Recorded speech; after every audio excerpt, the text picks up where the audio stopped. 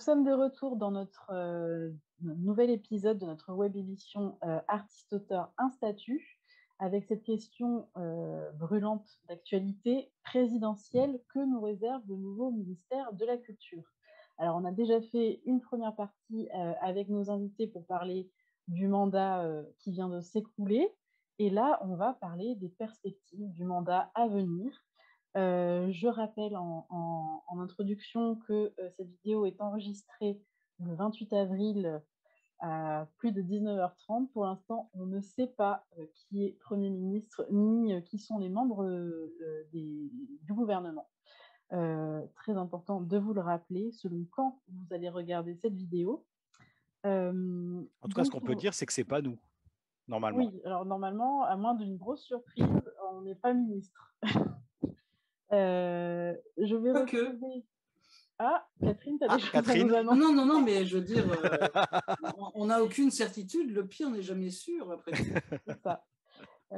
Du coup, je vais vous présenter mes invités pour ce soir. Donc, nous avons Catherine Ouineau, qui est artiste-autrice et représentante du CAP. Nous avons Denis Boulette, qui est juriste.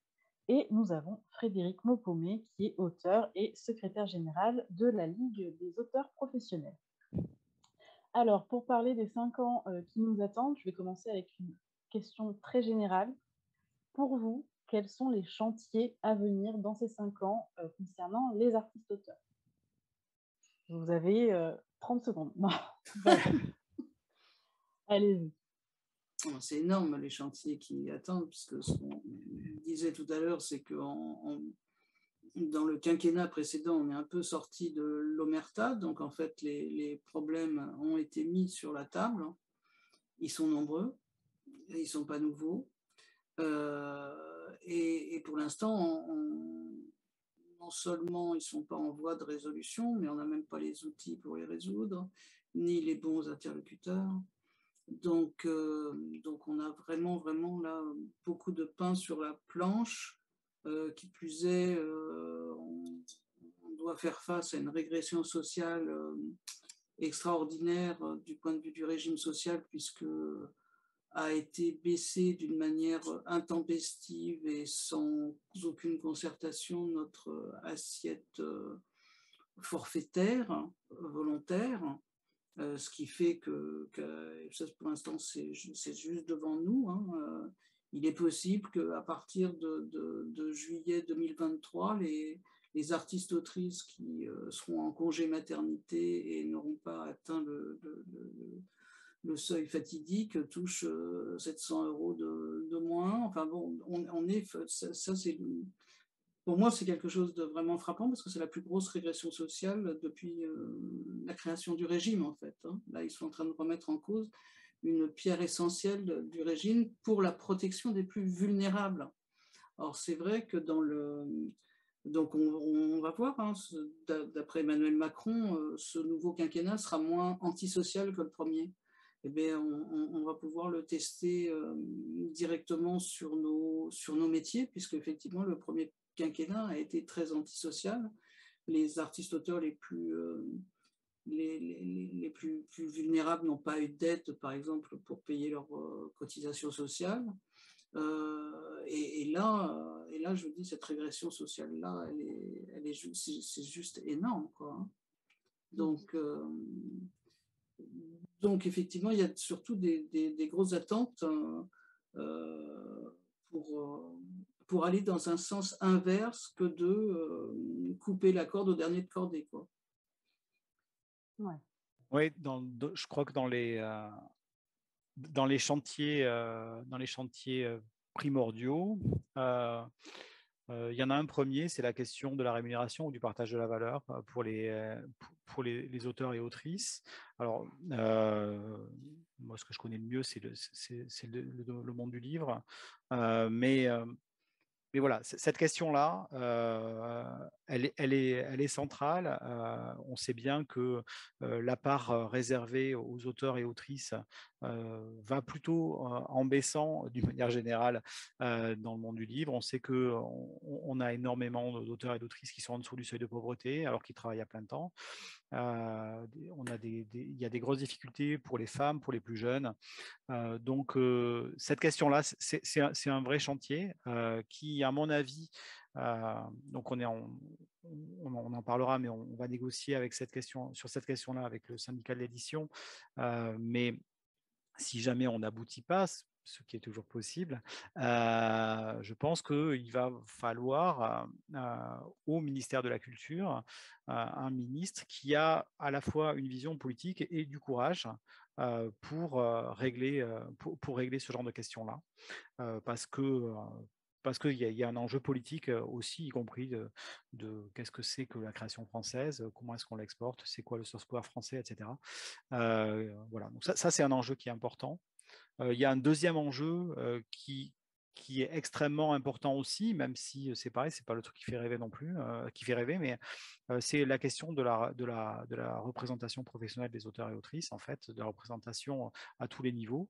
Donc nous évidemment, on milite à la Ligue pour qu'il y ait des véritables élections professionnelles, qu'il y ait des interlocuteurs clairs qui se dégagent, parce qu'en fait, on voit bien comment ça fonctionne aujourd'hui et qu'on a une espèce de gloubi-boulga, on ne sait pas qui parle, on ne sait pas au nom, enfin voilà, on sait pas qui parle au nom de qui, et est-ce qu'il a le droit, la légitimité de parler.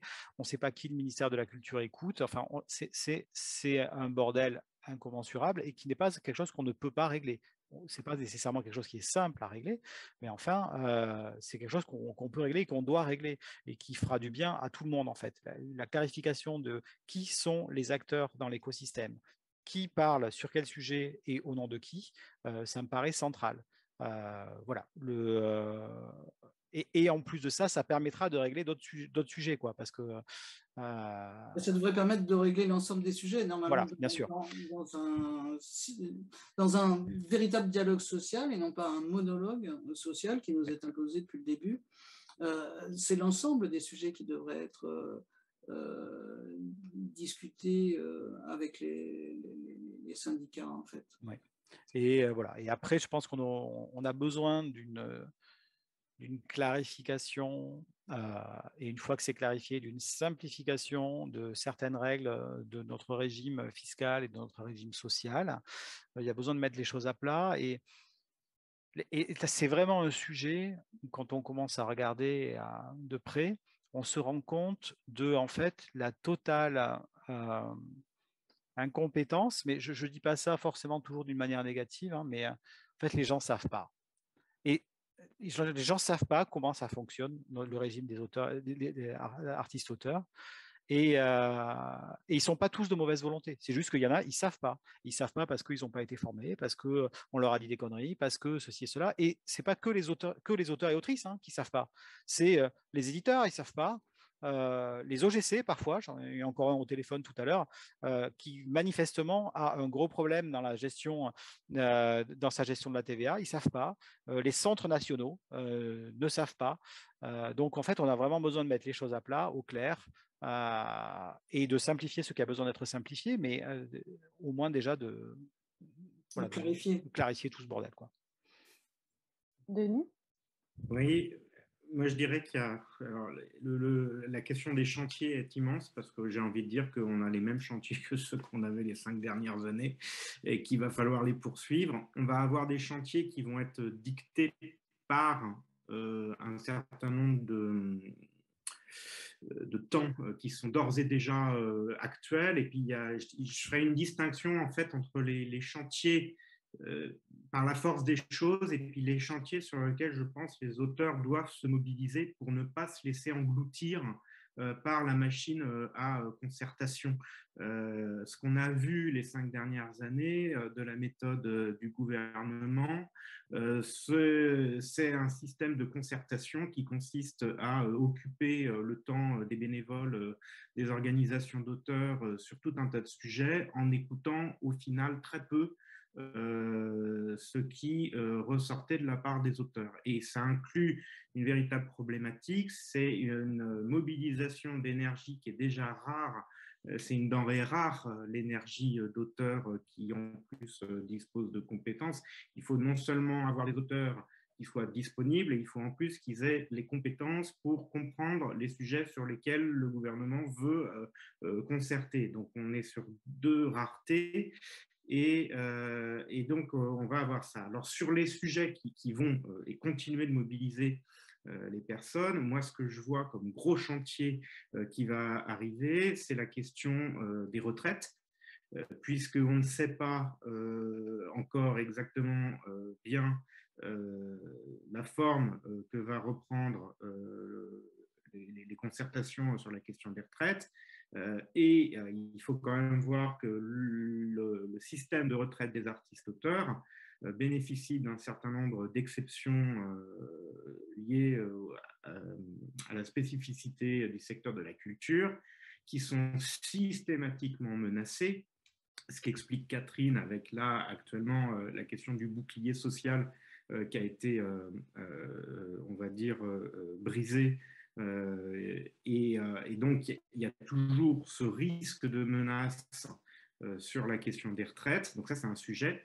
Et puis, il y a aussi la question de qu'est-ce qu'on fait du passé. C'est-à-dire qu'on a une génération d'artistes-auteurs qui est en train d'arriver à la retraite, qui sont des artistes-auteurs qui sont nés et qui ont eu leur carrière au moment de l'arrivée de l'industrialisation, entre guillemets, j'aime pas ce terme-là, mais au moins je trouve qu'il correspond, en tout cas en matière d'audiovisuel et en matière de livres, dans certains secteurs du livre, je pense jeunesse, à des réalités, à des auteurs qui, depuis 20 ans, 30 ans, ont écrit des planches pour des magazines pour enfants, pour des choses comme ça, qui ont fait un travail conséquent et qui se retrouvent à la retraite, privés de leurs droits, et avec une circulaire qui est censée permettre de pouvoir racheter ses droits, qui est mise à jour là actuellement, totalement insuffisante, des dossiers judiciaires qui sont en cours de certains auteurs, et donc une vigilance particulièrement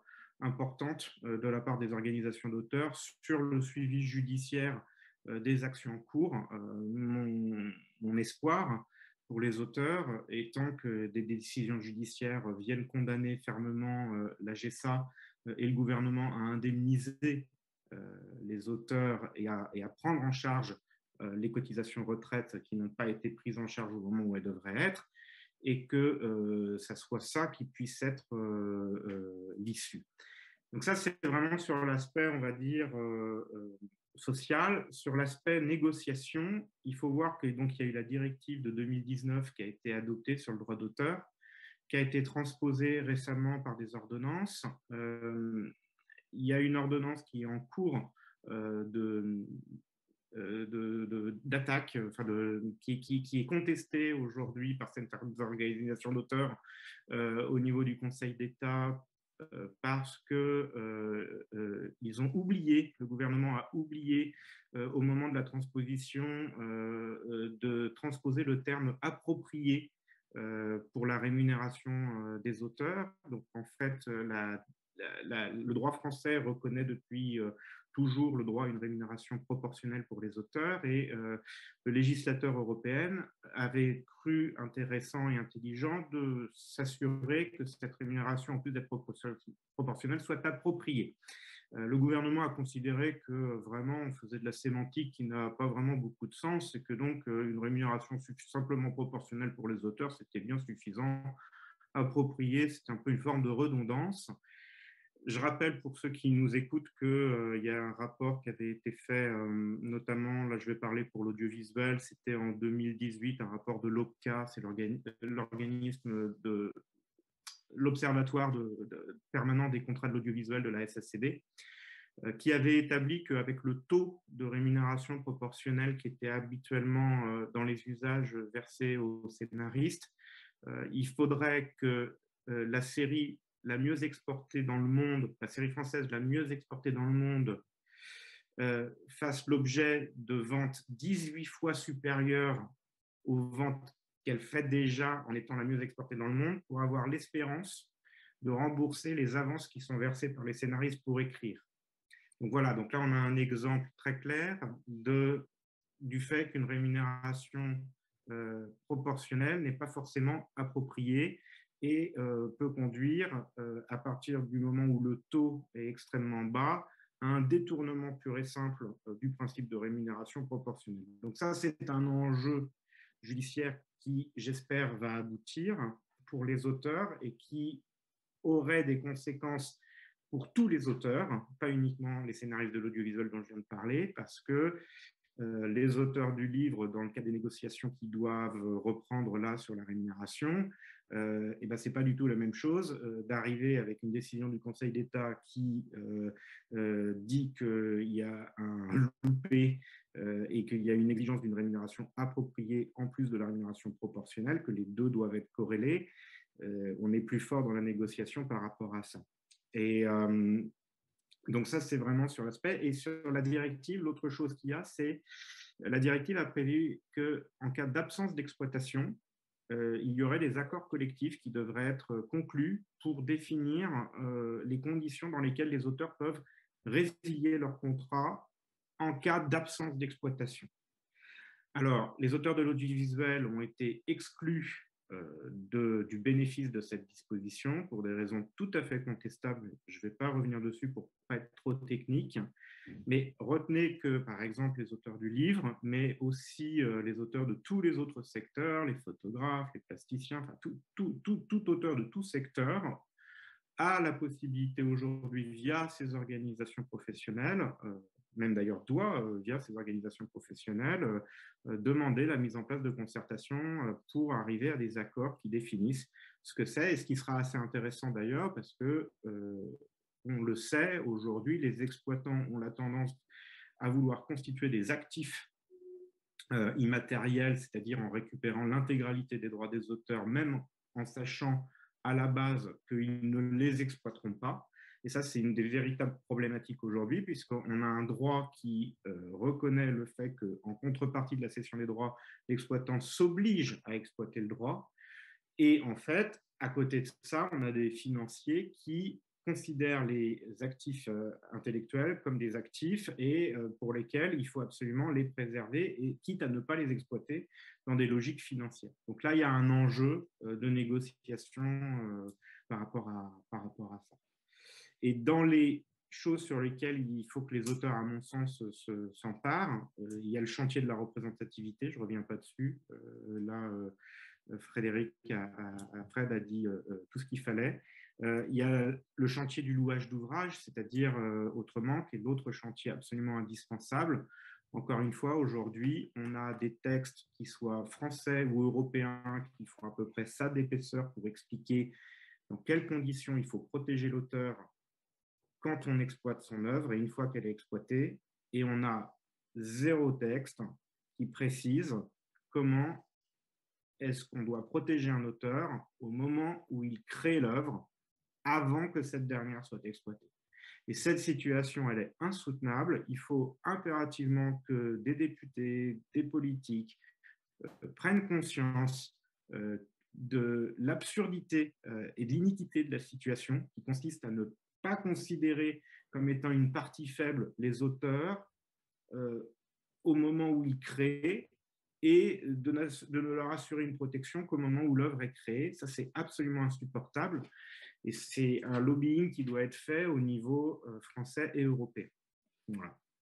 Ouais, juste pour mettre des cas concrets là, sur ce dont vient de parler Denis, par exemple, une autrice, une traductrice, qui a signé son contrat de traduction, a touché un avaloir et commence à travailler. Elle tombe gravement malade.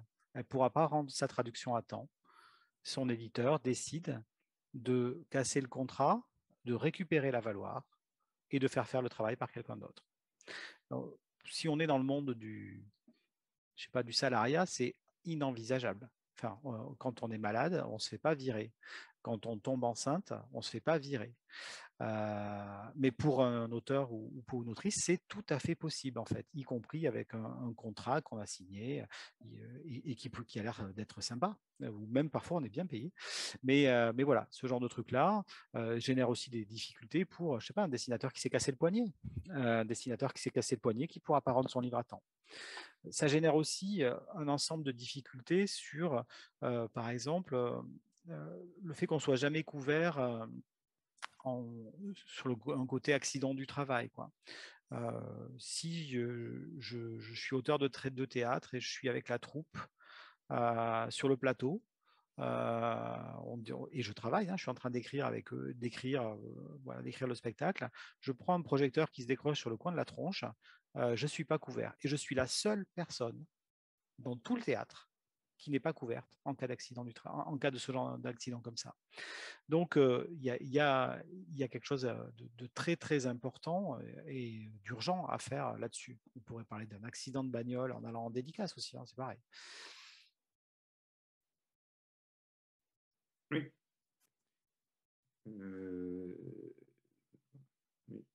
Oui, je pense qu'on est tous d'accord sur ce sujet-là, il n'y a pas de souci. Est-ce qu'il y a quand même des points d'évolution là qui vont arriver, qu'on voit arriver, que ce soit juridiques, fiscaux, sociaux, sur lesquels vous êtes optimiste? Il faudrait qu'il y ait des éclaircissements, comme on disait tout à l'heure. Alors là, il va peut-être y avoir enfin un éclaircissement sur ce qu'on appelle la contribution diffuseur et sur ce qu'on appelle le diffuseur dans notre régime social. Parce qu'il y a, comme sur beaucoup de choses, il y a un grand flou là-dessus et ça fait, je ne sais pas, 3, 4, 5 ans qu'on n'arrête pas de dire, mais il faudrait clarifier cette question. Bon. Là, on est en train d'étudier une circulaire par rapport aux activités récentes qui sont entrées dans le régime. Et donc, puisqu'il y a des nouvelles opérations, des nouvelles activités, évidemment, il faut savoir s'il y a contribution diffuseur ou pas contribution diffuseur. Donc là, exceptionnellement, pour une fois, on reprend effectivement le code de la Sécu. Et donc, en fait, les seules personnes qui doivent payer la contribution diffuseur sont les exploitants des œuvres. Ça va faire une petite révolution parce que ça fait des décennies qu'on embête, quand je dis les exploitants des œuvres, à titre commercial. Ça fait des décennies qu'on embête, je ne sais pas moi, les écoles, les associations, les bibliothèques, les prisons, enfin que sais-je, qu'on embête des tas de gens en leur disant il faut que vous fassiez, que vous alliez vous inscrire, surtout avec le portail de l'URSSAF Limousin qui est devenu la hantise de la plupart de nos diffuseurs, là pour le coup. Mais en fait, ils n'ont pas besoin d'aller s'inscrire parce qu'ils n'exploitent pas commercialement nos œuvres. Donc en réalité, les diffuseurs, ce ne sont pas toutes les entités qui nous versent de l'argent. Quelqu'un qui nous verse une aide, je ne sais pas, bien souvent c'est plutôt l'État que quelqu'un d'autre. Mais enfin, une bourse par exemple. Une bourse ou des bourses ou voilà, bon, bah là, il n'y a pas de contrepartie, donc il n'y a pas de contribution diffuseur, il n'y a pas de TVA. Ce que je veux dire, c'est que non seulement on a ce problème de rapport inéquitable entre les exploitants des œuvres et nous-mêmes, mais en plus, il y a l'idée que nous payer, c'est très compliqué, indépendamment de combien, etc. C'est comment on nous paye. Il y a l'idée que c'est super compliqué. Donc là, de plus en plus, dans les écoles, tout ça, alors que tous les gouvernements qui se succèdent n'arrêtent pas de dire qu'il faut de plus en plus d'éducation artistique et culturelle, etc. Et en fait, là, il y a un frein administratif qui n'a aucune base légale, qui dit oui, non, mais vraiment, payer un artiste-auteur, c'est trop compliqué, je ne comprends rien à vos histoires, donc je préfère passer par un intermédiaire, mais pas vous payer directement, etc. Et là, bah, peut-être que ça va être que cette clarification qui est à l'horizon cette clarification donc, via une circulaire, mais en réalité, c'était déjà marqué noir sur blanc dans le Code de la sécurité sociale, mais ce n'était pas appliqué comme ça. Donc là, oui, il n'y a que les exploitants à titre commercial des œuvres qui doivent effectivement s'inscrire sur le portail de l'URSSAF Limousin et qui doivent payer la contribution diffuseur et qui, par voie de conséquence, parce qu'il n'y a que les diffuseurs qui sont tenus de faire un précompte quand l'artiste-auteur ne leur donne pas de dispense de précompte, mais ce sera aussi les seuls, enfin les exploitants des œuvres sont aussi les seuls à devoir faire un précompte si on n'a pas de dispense. Ça va quand même beaucoup simplifier la vie à la fois des artistes-auteurs qui font par exemple des interventions en milieu scolaire, hospitalier, etc., mais aussi ceux qui nous rémunèrent, parce que somme toute, ça ne va pas être plus compliqué de nous rémunérer que de rémunérer un plombier, vous voyez. C'est-à-dire qu'en fait, on va faire une facture, puis on va nous payer notre facture. C'est-à-dire un truc hyper simple quand même. Alors que là, jusqu'à présent, c'est oh là là, non, non, voilà.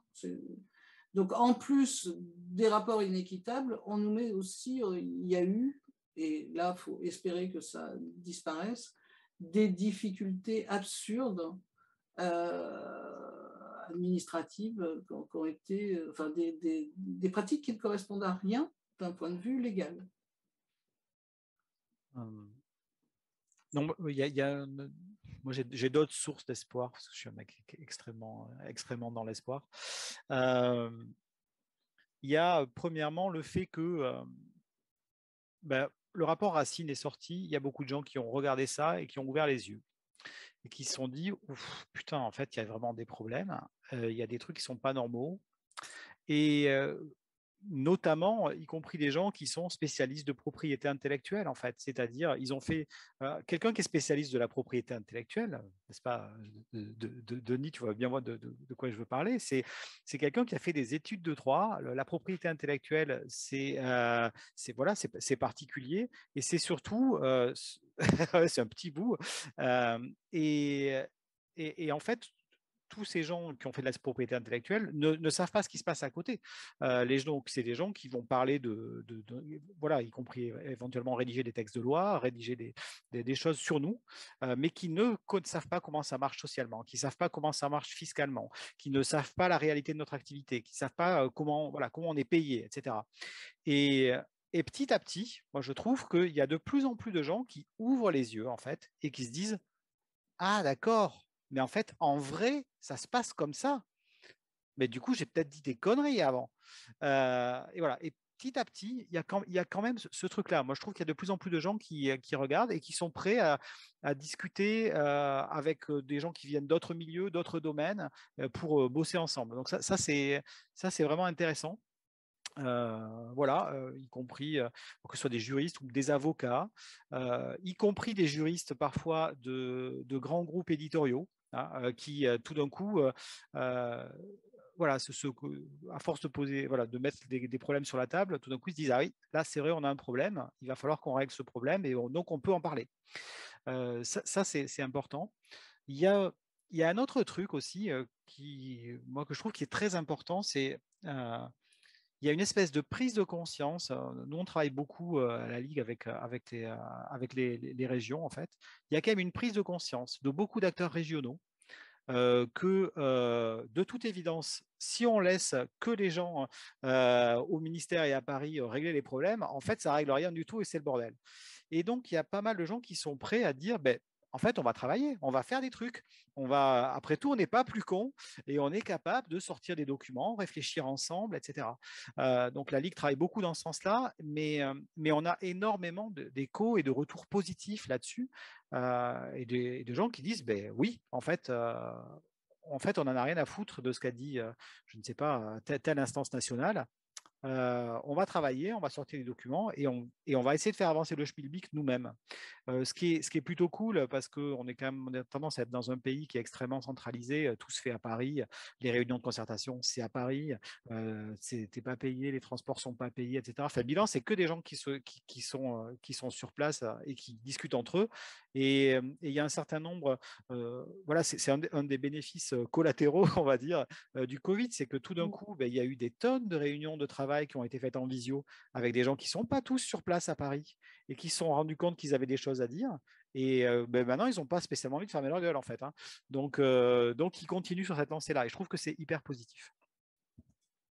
Je me permets d'enchaîner parce que je suis assez d'accord avec ce que vient de dire Fred. Et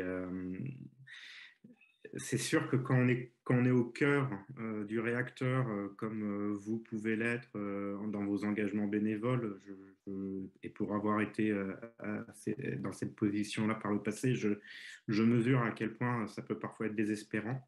Mais en même temps, si on monte un tout petit peu sur la colline, on voit quand même que ces 5 ans, les 5 ans qui viennent d'arriver, moi je vois un phare. Il y a un phare qui a commencé à s'éclairer, c'est le rapport Racine, première fois qu'il y a un rapport qui se centre sur le créateur et pas sur l'œuvre. Je pense qu'on n'a pas, on est tout juste au début de la prise de conscience de ce que ça peut vouloir dire concrètement, de focaliser le projecteur sur le créateur et plus sur l'œuvre. Et l'autre phare que j'ai vu, moi, arriver les 5 dernières années, c'est la Ligue. Et c'est le fait d'avoir un véritable syndicat indépendant qui se focalise sur l'intérêt du créateur plutôt que de l'intérêt sur l'œuvre. Et c'est vrai que alors, la Ligue a crispé un certain nombre d'autres organisations multicentenaires, certaines, mais qui vivent aussi dans un référentiel qui est le référentiel de l'œuvre. Et à force de répétition et à force d'avoir des gens qui tiennent bon, comme vous, comme les bénévoles de la Ligue, à tenir cette position et cette barre, je sens aussi de mon côté que, y compris chez certaines des personnes de ces institutions centenaires, il commence à y avoir quelque chose de l'ordre de la révolution. Alors, ça va prendre du temps parce que le temps anthropologique est un temps infiniment plus long que le temps dans lequel on est, mais néanmoins, il y a des graines qui ont été semées et je pense que ça va y avoir des choses qui vont éclore dans les 5 années qui viennent. Et pour rejoindre ce que disait Frédéric, c'est que moi-même, je me positionne là-dedans avec quelqu'un comme Stéphanie Lecam et d'autres juristes ou avocats avec lesquels petit à petit, on finit par se rencontrer via les différents hackathons, via les réseaux sociaux, via les ouvrages. C'est qu'il y a une révolution juridique qui est en train de se créer, c'est qu'on est en train de passer d'un droit d'auteur à un droit des artistes-auteurs. Et ça, c'est une révolution. Et ça, je pense que ça commence, mais que le fait de le dire de manière aussi claire, il y a un droit d'auteur qui n'est pas celui des droits des artistes-auteurs, parce que le droit d'auteur, c'est un tout petit droit dans les droits des artistes-auteurs, et que les droits des artistes-auteurs, c'est le droit d'auteur, mais c'est aussi le droit civil, le louage d'ouvrage, c'est le droit de la sécurité sociale, c'est le droit fiscal.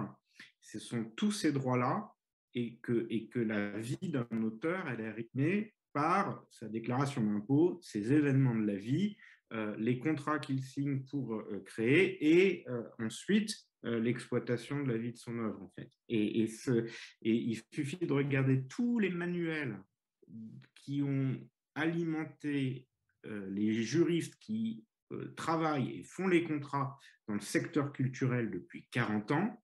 Tous ces manuels-là ne sont focalisés que sur une chose, l'œuvre. Donc, il y a quelque chose, c'est-à-dire qu'on est sur un phénomène systémique où il y a cette révolution qui commence à prendre consistance, mais des juristes qui aujourd'hui, parce qu'en fait, les juristes sont les gatekeepers auxquels les auteurs sont confrontés au moment de signer leur contrat, Et la difficulté que les auteurs ont, c'est que les gatekeepers qui leur sont donnés à voir depuis 40 ans sont des gatekeepers qui sont uniquement focalisés sur un seul point. Et donc, il y a un enjeu de formation, et c'est ce que dit Fred aussi, c'est-à-dire qu'il y a à la fois un enjeu de formation des auteurs, c'est-à-dire il faut que les auteurs continuent de prendre conscience, comme ils sont en train de prendre conscience, de la réalité, de la complexité de leur métier, mais qu'ils n'aient pas peur de cette complexité, parce qu'il y a des syndicats, il y a le CAP, il y a la Ligue, il y a des syndicats qui sont là justement pour essayer de donner accès et compréhension à la complexité. Il ne faut pas que ça soit uniquement réservé aux auteurs, c'est là où les régions peuvent avoir leur intérêt aussi, c'est donner à voir aux gatekeepers. C'est-à-dire les gatekeepers doivent être formés aujourd'hui pour comprendre qu'ils ont un rôle sociétal autre que uniquement la gestion de l'œuvre, mais aussi la gestion des talents avec lesquels ils travaillent pour le compte de leurs exploitants. C'est très intéressant tout ce que vous dites là. C'est vrai qu'on retombe beaucoup sur des choses qu'on a déjà pas mal évoquées. Et je reprends un peu les mots de Samantha qui disait ça tout à l'heure. On va arracher, enfin, on est allé arracher avec les dents le peu qu'on obtient à chaque fois, on l'arrache avec les dents. Et là, vous le disiez, c'est très important, le travail syndical. Et on l'a déjà dit, l'engagement syndical, mais on se rend compte que cet engagement syndical, il est l'œuvre de quelques personnes qui peuvent prendre ce temps-là ou qui veulent prendre ce temps-là. Et aujourd'hui, forcément, on se pose des questions parce qu'on sort de la crise Covid, où tout le monde est un peu rincé, il faut le dire. La Charte des auteurs illustrateurs jeunesse et la Ligue des auteurs pro font leurs élections syndicales en ce moment même. Qu'est-ce que vous dites, vous, aux auteurs et artistes-auteurs qui nous regardent actuellement et qui hésitent à s'engager? Qu'est-ce qu'on fait demain, en fait, pour leur donner cette envie de nous rejoindre vraiment et de nous aider? Moi, je crois que la première chose, c'est que c'est pas aussi compliqué que ce que vous croyez. Il y a beaucoup d'auteurs et d'autrices qui auraient envie en fait de s'investir, qui auraient envie de faire de s'impliquer, mais qui se disent oh là là, mais moi j'y connais rien, oh là là, mais moi je suis pas assez compétent, oh mais moi la fiscalité je suis pas au point, etc. Et en fait c'est pas un problème. C'est pas un problème parce que premièrement d'abord ça s'apprend. Voilà. La fiscalité, c'est un peu compliqué, mais en fait, dans le fond, il y a quand même, 95%, c'est assez accessible en fait, hein, si on met les choses à peu près à plat dans le bon ordre, c'est pas si horrible que ça. Mais c'est surtout qu'on n'a pas besoin d'avoir que des gens qui soient hyper forts en fiscalité dans un conseil syndical, quoi. Il faut des gens qui ont envie qui vont s'emparer parfois d'un seul sujet et c'est leur truc et c'est très bien, mais qui sont pas juste absents pour le reste. Il faut quand même que de temps en temps ils donnent leurs avis aussi. Mais moi par exemple, c'est pas du tout moi qui m'occupe de tout ce qui est retraite, IRSEC, etc. à la Ligue, et c'est très bien que ce soit pas moi. Mais voilà, il y a des gens qui se sont emparés de ce dossier-là, Manu notamment. Voilà, il travaille avec Catherine aussi sur ce sujet-là, et puis avec d'autres gens, d'autres personnes. Mais en fait, il y a surtout besoin d'avoir des gens qui ont envie de faire des trucs. Et surtout, plus on est nombreux, moins le coût est important. Parce que, enfin, c'est con, hein, mais s'il y a 10 heures de boulot et qu'on est 5, bon, ben, ça fait 2 heures chacun dans la semaine. Hein. S'il y a 10 heures de boulot et qu'on est 1, ben, c'est horrible. Donc, je pense que c'est ça. Il faut des bonnes volontés. Et puis, il y a aussi beaucoup de manières de s'engager dans la vie syndicale ou dans l'action syndicale sans nécessairement être, par exemple, au conseil d'administration ou au conseil syndical, en fait. On peut avoir, je ne sais pas, puisque nous, la Ligue, c'est des auteurs du livre. Voilà, on a évoqué l'idée de faire un groupe WhatsApp avec, je ne sais pas, plein d'illustrateurs, peut-être une vingtaine. Et quand tout d'un coup, nous, on a besoin de faire une communication sur un sujet, on met un message sur le groupe WhatsApp. Et évidemment, les 20, ils ne sont pas disponibles au même moment, mais il y en a peut-être un qui peut dire « Ah ok, ça je prends, j'ai 3 heures devant moi et je vais faire un dessin pour la communication. » Et la fois d'après, ce ne sera pas lui, ce sera quelqu'un d'autre. Ouais, c'est 2 trucs importants. C'est premièrement, on peut s'engager sans être expert en tout. Et deuxièmement, on peut s'engager aussi autrement qu'en étant nécessairement au conseil d'administration ou quoi, mais parce qu'on a un sujet, parce qu'on a envie de réfléchir sur un sujet, par exemple, aussi, c'est pas forcément, je parle que du dessin, mais s'il y a une commission de travail sur les NFT, par exemple, dans un sujet où je panne rien, il y a une commission de travail sur les NFT, il y aura peut-être un membre du conseil d'administration qui sera dans cette commission, mais il peut y avoir des bonnes volontés d'auteurs qui sont concernés, qui vont travailler sur le sujet et qui vont réfléchir à leur rythme et à leur niveau et voilà pour arriver à faire avancer les choses là-dessus. C'est un peu le mieux est l'ennemi du bien, en fait, un peu, je trouve, dans l'engagement syndical. Et il ne faut pas être dans une optique de dire « Ah, mais moi, si je ne peux pas être à fond, j'y vais pas. » Non, c'est dommage, en fait. Si vous pouvez faire un peu, il faut faites déjà un peu. Et peut-être que ça vous fera chier, que vous arrêterez, mais peut-être que ça va vous plaire et que vous continuerez. Et que, voilà, c'est ce que j'aurais envie de dire. Ce qui est intéressant dans ce que dit Fred, c'est que on entend qu'il y a plusieurs dimensions dans la vie d'un syndicat. Et moi, j'aimerais rappeler quelque chose. Je pense très peu de personnes savent, tout simplement parce qu'en France, il n'y a pas de culture syndicale. C'est un des drames en France. Et il y a un vrai problème d'explication de ce qu'est une démarche syndicale. Et la première chose qui explique ce qu'est une démarche syndicale, en fait, c'est d'aller voir la loi. Et la loi, elle explique ce que c'est qu'une démarche syndicale. Et vous allez voir que ça va tout de suite permettre à tout le monde de venir et de trouver ça intéressant. Un syndicat, c'est une association, mais qui s'est donné un objet exclusif. Cet objet exclusif, il est de 2 ordres. C'est l'étude des droits et la défense des droits. Ça veut dire quoi?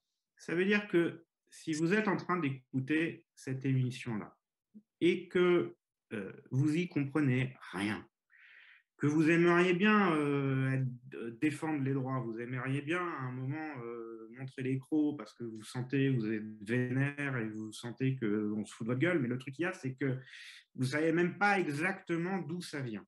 Et bien, le syndicat, ça va être la première maison qui va vous permettre, avant d'aller au feu, parce que vous avez peut-être le feu sacré pour y aller, avant d'aller au feu, vous allez pouvoir venir pour étudier les droits, apprendre, comprendre. Et même si vous n'y comprenez rien, justement, s'il y a bien une maison qui est faite pour vous, c'est cette maison où vous n'y comprenez rien. Si vous allez dans le syndicat, c'est précisément au début parce que vous n'y connaissez rien et vous avez cette curiosité. Donc, si vous êtes curieux, venez au syndicat. Vous allez apprendre plein de choses parce que c'est son premier objet, c'est l'étude des droits. Et vous n'êtes pas obligé d'aller au feu. Et si vous avez le feu sacré, que vous êtes un guerrier et que vous avez envie après d'aller porter le fer et croiser le fer avec des éditeurs, des producteurs ou n'importe qui d'autre, ou le gouvernement, sur un truc comme ça, vous irez. Mais si vous n'êtes pas du tout quelqu'un qui a envie d'être dans le conflit, que ça angoisse de se retrouver face à des éditeurs ou à des choses comme ça, mais ce n'est pas un problème non plus, parce qu'il y a de la place pour vous, il y a de la place pour l'étude, la compréhension. Si votre truc dans la vie, c'est la pédagogie, la formation, la transmission de savoir, le partage, vous aurez votre place et vous aurez une place absolument incroyable. En fait, un syndicat, c'est la reproduction de tout organe social tel qu'il existe. Il faut des guerriers, des clercs, des producteurs. Ce qu'expliquait Fred en disant il y a un moment, j'ai mon groupe WhatsApp avec mes 20 illustrateurs, c'est qu'il y a un moment, on a les clercs qui ont fait tout le travail là, pour essayer de comprendre le truc et machin, on a décidé de croiser le fer en ayant une communication, sauf que maintenant il y a un problème, c'est qu'il faut qu'on fasse la communication. Donc on a besoin de gens qui nous aident à faire les dessins pour le truc là. Bon, vous serez à votre mesure, si vous avez 1 heure ou 2 heures à un moment, vous pourrez le faire et vous aurez une utilité absolument incroyable. Donc, c'est vraiment ça, en fait. C'est-à-dire que je pense qu'il faut voir le syndicat comme une maison, comme un microcosme dans lequel l'idée, c'est ensemble de comprendre l'environnement professionnel dans lequel on est et y aller. Et il y a vraiment de la place pour toutes les sensibilités, tous les tempéraments. Ce n'est pas réservé uniquement à tel type de personnalité ou tel autre type de personnalité. J'espère que ça donnera envie à des personnes de venir. Moi, ce que je voudrais dire, je suis bien sûr d'accord avec ce qui a été dit aussi bien par Fred que par Denis, mais ce que je voudrais dire, c'est que, en fait, si on ne s'occupe pas de nos oignons, et être dans un syndicat, c'est s'occuper de nos oignons. Si on ne s'occupe pas de nos oignons, d'autres s'en occupent à notre place. Et on voit le résultat. Et on voit le résultat et on voit la marge, enfin, je veux dire, les progrès à accomplir sont immenses. Pourquoi? Parce qu'on n'est pas assez syndiqué, justement. Parce que là, vraiment, voilà, si vous laissez, personne mieux que nous peut nous défendre parce qu'on se défend nous-mêmes. Personne ne le fera mieux que nous à notre place. Donc, il ne faut pas attendre, il faut cesser de croire au Père Noël, quoi. Je suis désolée de cette mauvaise nouvelle, voilà, mais il faut s'occuper nous-mêmes de nos oignons et c'est ça, être syndiqué. Merci beaucoup. Juste, je rebondis parce que c'est extrêmement important. Là, je m'adresse peut-être plutôt les scénaristes audiovisuels et cinéma. La conséquence très concrète de ce que vient de dire Catherine, pour les scénaristes de cinéma et de l'audiovisuel, c'est qu'ils ont pour beaucoup abandonné leurs oignons. Et du coup, ils se retrouvent à avoir confié leurs oignons à des agents artistiques. Ils prennent 10% de leur rémunération en amont de l'écriture. Et à un organisme de gestion collective, la SACD, qui prend 10%, 11% de leur rémunération en aval de l'exploitation. Et je vous promets que l'agent, lui, son objectif, c'est d'obtenir le maximum de rémunération au moment où l'argent est là.